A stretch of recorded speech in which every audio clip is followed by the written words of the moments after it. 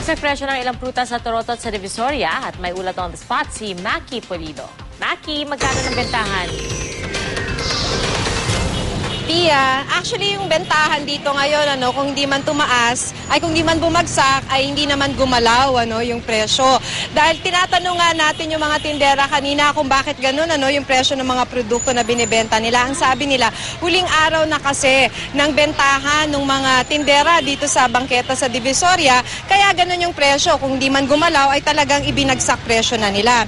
Yung mga Sagada Orange at Fuji Apple, Pia, halimbawa, may mabibili ka pa ring 5 pieces for 100 pesos. Yung seedless grapes na nasa 120 pesos per kilo. Ang Chico, 50 pesos per kilo. Yung melon na nasa 35 pesos kada piraso noong Biyernes. Nung huli tayong nandito, binibenta na ng 20 pesos kada piraso. Yung pinya naman na nasa 20 pesos din o 2 piraso for 35 pesos. Ito yung mabenta kasi nga raw bilog, kaya swerte. Bagsak presyo na rin yung mga torotot. Yung nabili ko noong nakaraang linggo na nasa 50 pesos dahil nga sabi nila ay medium, 3 for 100 pesos na lang. Nag-uubos na raw yung mga tindero, okay na raw nakaunti lang yung kita, kaya sa hindi mabenta, kaya hindi mababawi yung puhunan. Halimbawa yung torotot, 5 piso na lang daw yung patong nila sa presyo kada torotot. Nung isang linggo, nasa halos 20 pesos ang kita nila sa bawat piraso. Sabi pa ng ilan, hanggang tanghali na lang kasi sila dito. At saka konti na rin daw kasi yung namimili, kaya kailangang ibagsak na rin nila yung presyo nila para maubos na yung mga produkto. Pinepera na lang naman, kaysa may stock sa bodega, diba? Gawin na lang natin pera para magastos natin sa darating ng New Year. Hindi nyo naman tinaasan yung presyo para madali maubos, ma'am. Alam mo, Pia, may bahagi ng Juan Luna Street dito sa Divisoria na kakaunti na lang yung mga namimili. Lumuwag na rin ng konti yung kalye dahil may mga umalis ng tindera sa bangketa.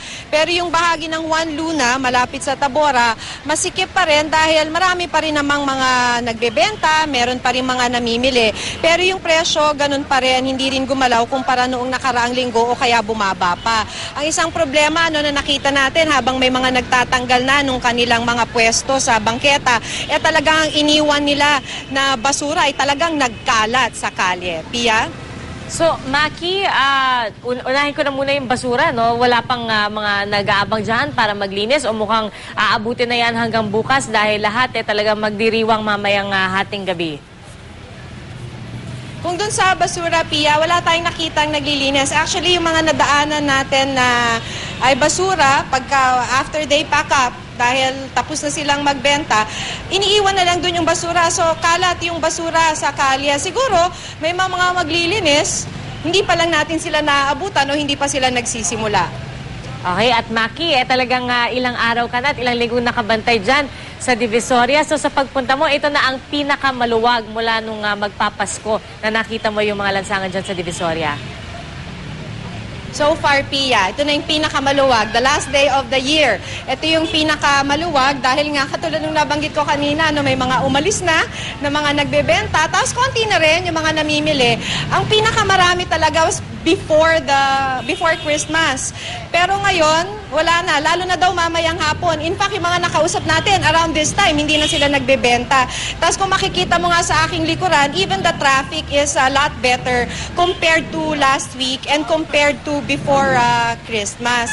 Pero ang sabi nga nila, dito, makikita mo, maluwag papunta sa Divisoria, Pia. Pero sa looban, for some strange reason, sabi ko nga kanina, kung kailan pa kumonti na yung mga namimili, kung kailan kumonti pa yung mga nagbebenta sa bangketa, mas masikip yung traffic.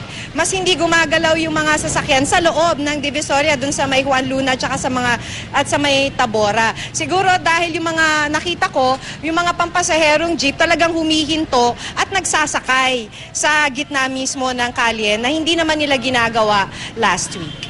Alright, Maki, naku, maraming salamat sa iyo. Happy New Year, Maki Pulido. Happy New Year!